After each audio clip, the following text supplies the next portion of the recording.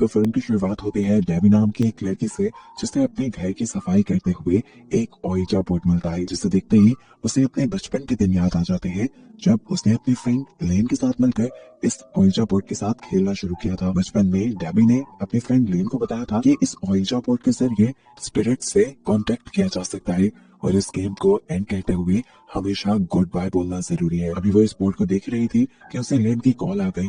लेन से मिलने से पहले उसने इस ओइजा बोर्ड को चला दिया और खुद बाहर आ गई। लेन असल में उसका इंतजार कर रही थी कि वो दोनों मिलकर फुटबॉल मैच देखने के लिए जाएंगे, लेकिन गैबी ने ये कहते हुए मना कर दिया कि अभी मेरे पेरेंट्स घर पे नहीं है और कुछ ही देर में वो वापस आ जाएंगे। मैं आज तुम्हारे साथ नहीं चल सकते, लेकिन हम सुबह को मिलेंगे। लेकिन उसकी बात मान लेते हैं, डेबी उसे गुड बाय कहती है और घर के अंदर वापस आ जाती है। उसका डिनर टाइम था, वो अकेली आराम से डिनर कर रही थी कि अचानक उसके बैकयार्ड का दरवाजा खुल गया। वो घबराई नहीं, उसने जाकर देखा तो वहां कोई नहीं था। वो बैकयार्ड का दरवाजा बंद करके कंफ्यूज जैसे ही वापस किचन में आई तो उसने देखा कि स्टोव भी चल रहा था। हालांकि जब वो यहाँ से गई थी तो हर चीज बंद थी। अभी डेबी ने इस स्टोव को बंद ही किया कि अचानक उसे अपने ऊपर से कोई आवाज आने लगी। वो अब अपने रूम में गई तो उसे बेड पे सही सलामत वो ओइजा बोर्ड दिखाई दिया, जिसे वो पहले जला चुकी थी। चलते हुए उसके पांव से ओइजा बोर्ड की प्लानचेट टकरा जाती है, जिसे वो उठा के उसके लेंस में देखती है तो हमें उसकी लेंस से दिखने वाली आंख बिल्कुल सफेद दिखाई देती है, जिसका मतलब था कि अब उसे किसी ने पोसेस कर लिया था और वो नॉर्मल इंसान नहीं रही थी। अब डेबी अपने रूम में लगी हुई फेरी लाइट्स को उठाती है और उसे अपने गले के इर्द गिर्द लपेट लेती है, जिसके बाद फर्स्ट फ्लोर से जंप करके अपने आप को फांसी देकर वो अपनी जान ले लेती है। सुबह होने पर हमें डेबी की फ्रेंड लेन को दिखाया जाता है, जिसे उसकी मॉम ने शॉकिंग न्यूज दी थी कि उसकी बेस्ट फ्रेंड डेबी, जिससे वो राहत ही मिलकर आई थी, वो अब इस दुनिया में नहीं रही। इसलिए अब लेन की फैमिली और लेन और डेबी के कुछ और दोस्त डेबी के पेरेंट्स के पास जाते हैं उन्हें हौसला देने के लिए। लेन बहुत ज्यादा डिस्टर्ब थी इस हादसे से। वो डेबी की याद में डेबी के रूम में जाती है, जहाँ पर उसे ओइजा बोर्ड की प्लानचेट मिलती है। अभी यहाँ पर डेबी की मॉम भी आ जाती है, जो लेन को एक बॉक्स देती है जिसमें डेबी और लेन की बचपन की कुछ चीजें थी, डेबी की कुछ यादें थी। लेन उन्हें लेकर घर आ जाती है और देखती है कि इसके अंदर काफी सारी उनकी पुरानी पिक्चर्स थी, इनके फ्रेंडशिप बैंड्स थे और कुछ वीडियोस भी थी, जिन्हें देखकर लेन पूरी रात डेबी को याद करती रही। और अगले दिन जब वो स्कूल गई तो उसने अपने फ्रेंड से शेयर किया कि डेबी के मरने के बाद भी मुझे ऐसा ही लग रहा है कि जैसे डेबी मरी ही ना हो, वो मेरे इर्द गिर्द कहीं हो और मुझे लगता है कि जैसे वो मुझसे कुछ कहना चाहती हो। मैं उससे बात करना चाहती हूँ और बात करने का उनके पास एक ही तरीका था, वो था ओइजा बोर्ड। अब लेन अपनी सिस्टर सारा और अपने फ्रेंड ग्रुप के साथ ओइजा बोर्ड ट्राई करने का डिसाइड करती है ताकि वो डेबी से बात कर पाए। ये लोग इस गेम को डेबी की घर ही खेलने का डिसाइड करते हैं क्योंकि डेबी के वहां पर होने के चांसेस ज्यादा थे। अब लेन जाकर उसके रूम से ओइजा बोर्ड और प्लानचेट उठा लाती है, जिसके बाद ये सभी लोग गेम खेलना स्टार्ट कर देते हैं। सभी ने अपनी फिंगर्स प्लानचेट पर रख दी थी। ये लोग सबसे पहले सवाल करते हैं कि अगर हमारे अलावा कोई भी चीज यहाँ पर है तो वो हमें अपनी मौजूदगी का एहसास दिलवाए। पहले तो कुछ नहीं होता, लेकिन कुछ ही मिनट बाद एकदम से प्लानचेट यस पे मूव हो जाती है, यानी इसका मतलब कोई यहाँ पर था। इसके बाद प्लानचेट मूव करते हुए हाय फ्रेंड्स बनाती है, यानी जो भी चीज यहाँ पे थी वो इन सबको कह रही थी हाय फ्रेंड्स। अब इन्होंने सवाल किया कि तुम कौन हो। प्लानचेट डी पे मूव हो गई, जिससे इन्हें लगा कि वो डेबी ही है। इन्होंने डेबी से अपने दिल की बातें कहना शुरू कर दी कि वो डेबी को बहुत याद करते हैं। इसके बाद ये लोग भी गुड बाय कर देते हैं और फिर प्लानचेट भी दोबारा से गुड बाय पे आ जाता है, जैसे वो सोल वो स्पिरिट भी इनसे गुड बाय कह रही हो। गुड बाय पे आते ही इनके घर की लाइट जा चुकी थी। ये लोग बहुत ज्यादा हैरान हो जाते हैं कि एकदम से लाइट्स कैसे चली गई। अब लेन और उसके दो साथी मोबाइल की फ्लैश लाइट लिए मेन स्विच चेक करने के लिए जाते हैं। लेन इसी टाइम चलते हुए जब किचन के पास से गुजरी तो उसे वहां पर स्टोव चलता हुआ दिखाई दिया। अभी उसने स्टोव बंद ही किया था कि उसके आगे जाने वाला पीठ एकदम से चिल्लाया। उसके सामने शीशा था। ये सब जब उसके पास आए तो उसने पूछा क्या हुआ तुम्हें। पीठ ने बताया कि मैंने अभी अभी शीशे में किसी की परछाई देखी थी और तभी किसी ने मुझे पीछे से धक्का दे दिया, मेरा हाथ शीशे पे लगा और जख्मी हो गया।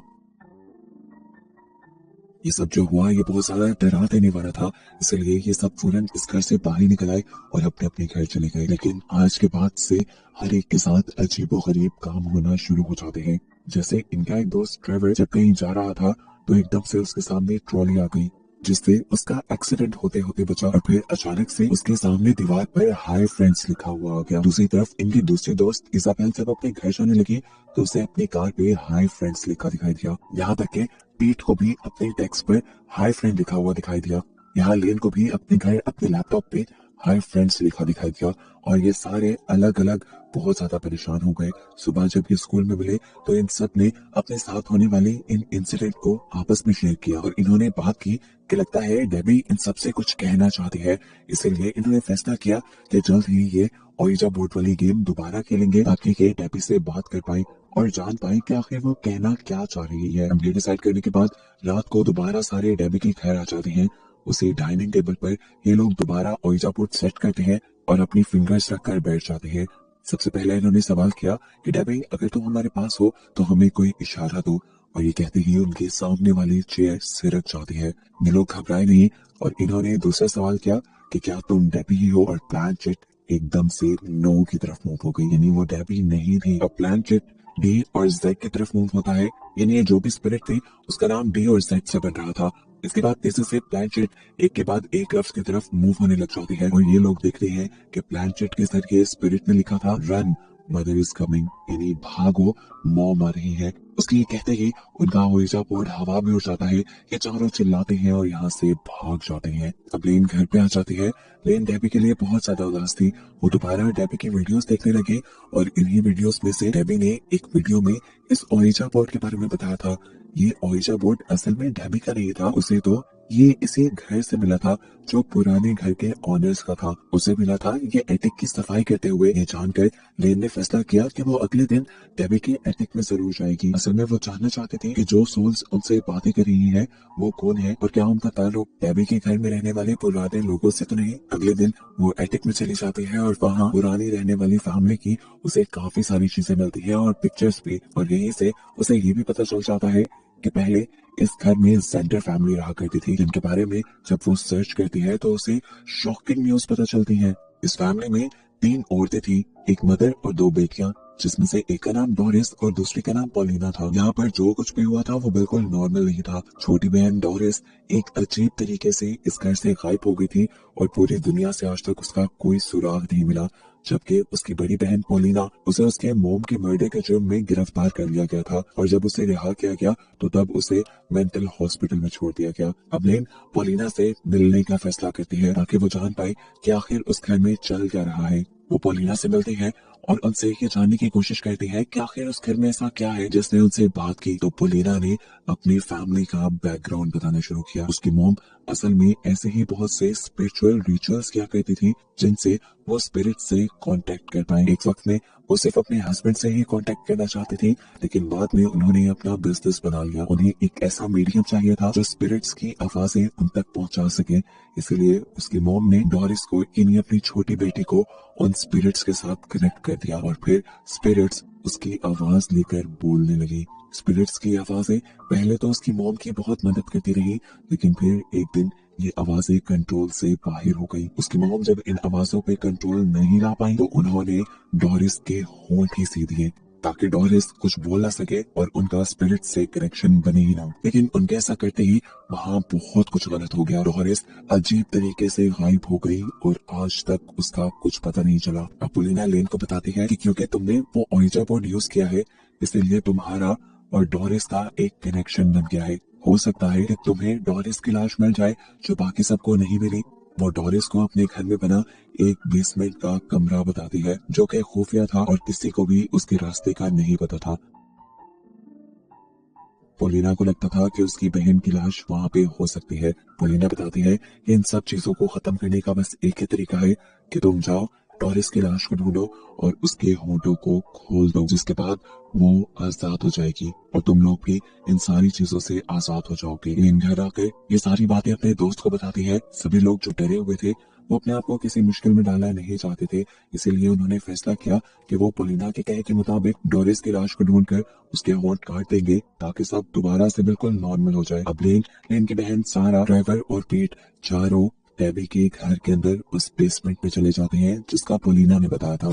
इस बेसमेंट में जाते ही इन सब के साथ बहुत अजीब होता है। बेसमेंट के अंदर जाते ही एलियन के अलावा सबके ऊपर किसी ने हमला कर दिया और वो सब बेहोश हो गए। ये असल में डोरिस की मॉम थी, जिनकी भी मौत यहीं पर हुई थी। एलियन अब इस लेडी से बचते हुए आखिर उस जगह तक पहुंच जाते हैं जहां पर डोरिस की लाश थी। इसके होंठ अभी भी सिले हुए थे। एलियन ने जल्दी से उसके होंठों को काट दिया और यहाँ से उसकी मुर्दे की सोल आजाद हो गई।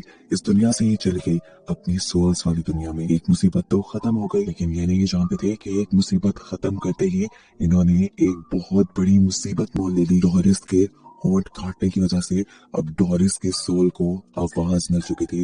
वो और भी ज्यादा ताकतवर बन चुकी थी। इस बात का अंदाजा इन्हें उस टाइम तो नहीं हुआ, लेकिन अगले दिन हुआ जब पीट को डोरिस ने पोजेस कर उसके होंठ सी कर बिल्कुल इसी तरह जैसे उसके सिले हुए थे, उसके बाद मार डाला। अब लेन ये बात जानते ही जल्दी से पोलिना के पास जाती है, उससे पूछने के लिए कि ये सब हो क्या रहा है। जैसा उसने कहा था उसके मुताबिक उन्होंने सब कर दिया था, लेकिन उसके बावजूद भी उनका एक दोस्त कैसे मर गया और बिल्कुल उसी तरीके से उसके मुंह क्यों सिले हुए हैं जैसे डोरिस के सिले हुए थे। तब पोलिना उसकी बात सुनकर पागलों की तरह हंसने लगी। उसने कहा, बस मैंने तो तुम्हारे साथ एक खेल खेला था अपनी बहन को छुड़वाने के लिए। तुमने उसका मुंह खोल दिया जिससे वो आजाद हो गई और अब वो आ रही है तुम सबको मारने के लिए। अब लेन बहुत ज्यादा परेशान हो चुकी थी। वो तो बुरी तरह फंस गई थी पोलिना की बातों में। टेंशन में वो आकर अपनी बहन सारा से डिस्कस करती है और ये लोग अपनी ग्रैंड माँ से इन चीजों का हल मांगने के लिए चले जाते हैं। सबसे पहले वो अपनी सारी स्टोरी ग्रैंड माँ को बताते हैं कि किस तरह ये सब स्टार्ट हुआ था, लेकिन अब ये लोग बुरी तरह फंस चुके थे। इन सब की जान खतरे में थी और ये इन सारी चीजों से निकलना चाहते थे। ग्रैंड माँ बताती है क्योंकि उस ओइजा बोर्ड और डोरिस का ताल्लुक है, तो ओइजा बोर्ड और डोरिस की बॉडी एक साथ जला देने से ये सारे कनेक्शन खत्म हो जाएंगे और तुम लोग आजाद हो जाओगे। अब सब कुछ नॉर्मल करने के लिए दोबारा सारा, लेन और ट्रेवर एक मिशन पे निकल जाते हैं। ये लोग डेबी के घर के बेसमेंट पे आ गए थे अपनी ग्रैंड माँ का कहा हुआ काम करने के लिए, लेकिन यहाँ जाते ही डोरिस ने सबसे पहले ट्रेवर को पोजेस कर लिया और उसको मार डाला, जिसके बारे में लेन और सारा को पहले पता ही नहीं चला। वो तो ओइजा बोर्ड को लेकर पहले नीचे गए।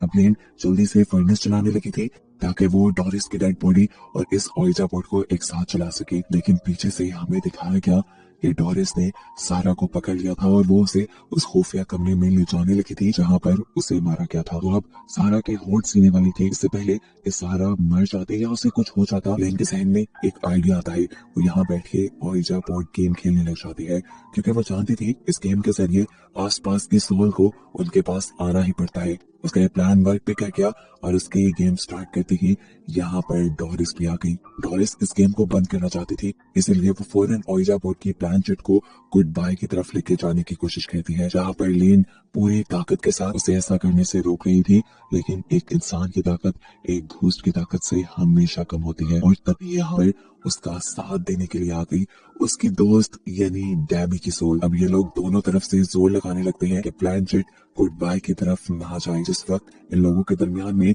इस प्लानचेट को लेकर लड़ाई चल रही थी, पीछे से सारा ने मौका दिखा और उठकर जल्दी से डोरिस की लाश को उठाकर फर्नेस में फेंक दिया और उसी टाइम लेन ने भी ओइजा बोर्ड को उठाकर फर्नेस में फेंक दिया, गेम खत्म किए बगैर ही। उन दोनों के ऐसा करते ही यानी एक साथ ओइजा बोर्ड और डोरिस की लाश के चलते ही डोरिस की आत्मा यानी डोरिस की स्पिरिट इस दुनिया से चली जाती है और ये लोग अब अपने मिशन में कामयाब हो जाते हैं।